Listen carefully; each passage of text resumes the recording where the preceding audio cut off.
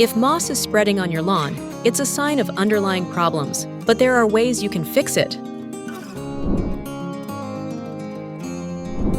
Turf grass prefers a pH between 6 and 7. Test your soil and amend it as necessary.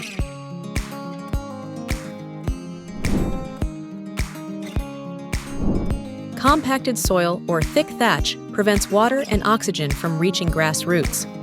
Aerate and dethatch your lawn as necessary to remove moss buildup. Moss thrives in the shade. Trim the trees or shrubs in your yard to allow more sunlight to reach the lawn.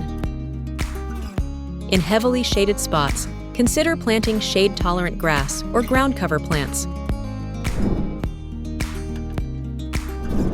Both overwatering and drought encourage moss. Water only when needed and use a rain gauge to track moisture. Improve drainage by filling low spots. Reseed any bare areas. If the damage is extensive or recurring, you can always explore other low-maintenance landscape options like turf or pea gravel. Remove moss, reseed the bare spots, and watch your lawn grow back greener than ever.